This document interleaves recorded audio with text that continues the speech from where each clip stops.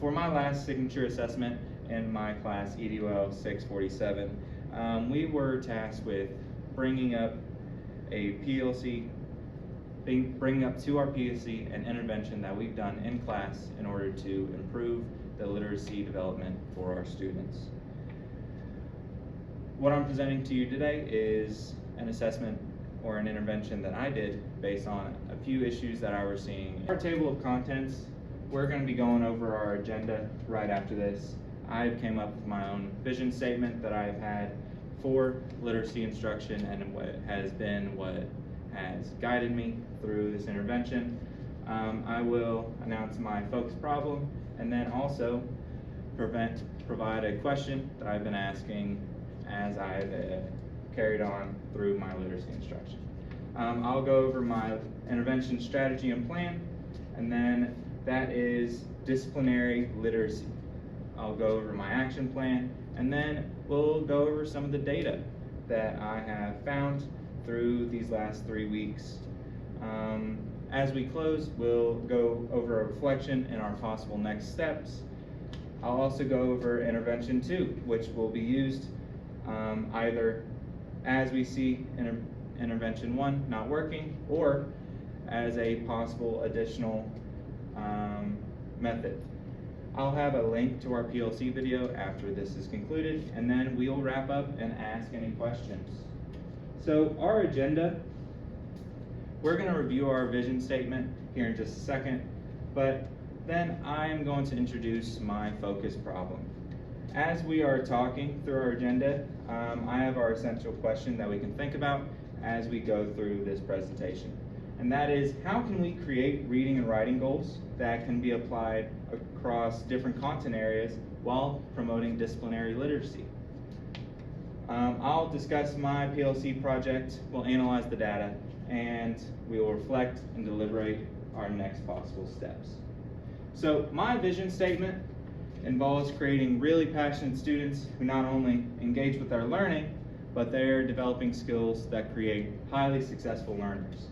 I hope to hold my high expectations for students and their success, and I hope to teach skills that not only breed success in my classroom, but also allow them to flourish across content areas and after graduation. I hope to develop my students who have high expectations for their learning while being given an environment in which new perspectives are respected in the pursuit of learning in order to offer greater odds to overcome anything put in front of them. The focus problem that I have been noticing in my class over this semester is there is a very large disconnect between the expectations that are set in Edol 8 courses rather than the expectations given in elective courses. This imbalance is creating a lot of dips in our student motivation to read and write, as well as lessening our own impacts, developing their literacy skills. As students progress through middle school, if they are not exposed to disciplinary literacy like they are seen or given in elective courses, they may risk being at a disadvantage when transitioning to high school and beyond. As our instruction becomes a little bit more complex, we want to make sure that our students are being set up for any obstacles or new instruction that is provided to them. The question, again, is how can we create reading and writing goals that can be applied across different content areas while still continuing with our disciplinary literacy? So in our class, we want our students to be the most successful student that they can be, whether it be in the art room, the agriculture room, the STEM classroom. We want to improve their skills in that class while also giving them key literacy skills, not only in the areas of reading or writing, but things that will impact how they can question their learning or how they can read in between the lines or infer things about their learning. Some things that we can do as a school that will allow all classes to do that.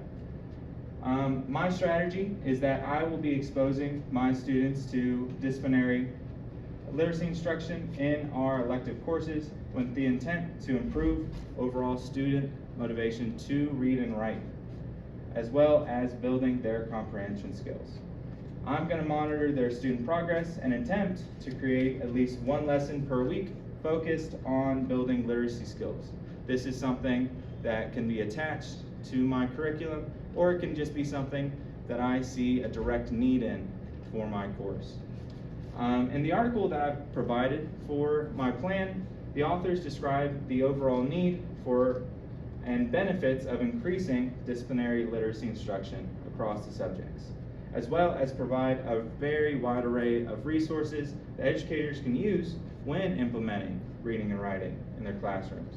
This article will be used throughout my PLC intervention and will be instrumental when implementing these strategies to intervention number 1.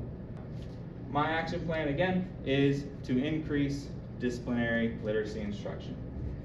I've selected students at random, that way I can provide a really diverse sample size, but the whole class will be going through and participating in this literacy instruction. Students will be given a questionnaire gauging their overall enjoyment of reading and writing at the beginning and at the end of our intervention. I'm going to use the average score from these questionnaires to guide our data, and that will be something that is shown very shortly. Literacy instruction will include topics and comprehension strategies vital for not only my content area, as well as things that are found to be most in need, whether it is talking about our sentence or writing structure or just basic vocabulary skills. Progress monitoring will also be provided in resources such as iReady to track academic growth, as well as using teacher-created resources along with continued support from ELA. This is something that is a huge focus of mine as we start to implement more literacy strategies, really making sure that we are in collaboration with our ELA instructors. At least 2 literacy lessons are provided per week with ample opportunities to read and write independently as a group. So even if it's not something that is a highly structured lesson, creating an environment that is rich with different literacy opportunities such as books or writing opportunities can really improve the motivation for our students to write not only as a grade, but for their own enjoyment. This is the strategy implementation rubric that I'll be using. In other words, this is the questionnaire. So I gave them a series of 10 questions, and they are going to rate it on a scale of 1 through 4. 1 being not true at all the way to number 4, which is exactly true. At the beginning of the 3 weeks, we noticed a lot of students sort of in that left-hand range, which means that they did not enjoy their reading as much. Here is the data that we've looked at.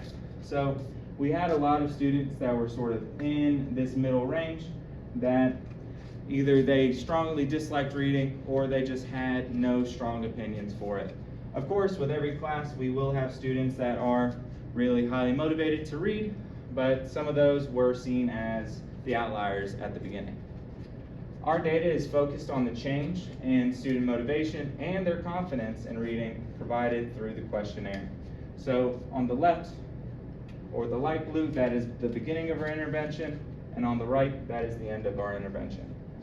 Most students saw an improvement of around 5 to 10 points, with only 3 students seeing very minimal to no change. We had some students who slightly improved, that were those that were more indifferent about reading, and then some students that were in the higher range likely didn't need very much further to go. In the students that we have seen decrease in their overall enjoyment, additional sort of support and encouragement is going to be given as we continue through the intervention to make sure that their needs are being met. Throughout the 3-week intervention, target students did also see an increase in their iReady achievement, although it was not directly tracked.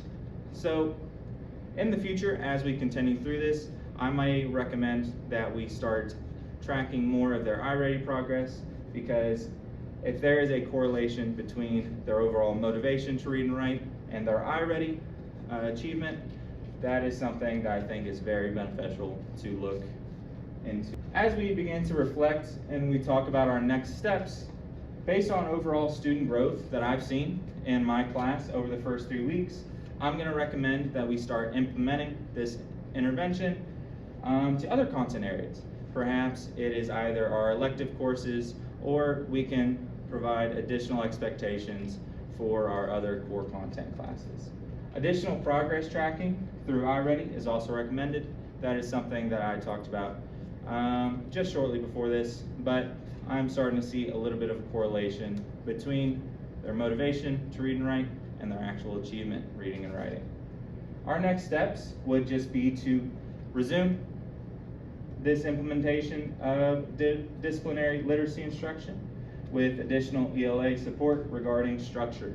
I am fairly confident that if we were to introduce this plan to our ELA teachers, they would be overjoyed to see an additional intention of improving our students' literacy.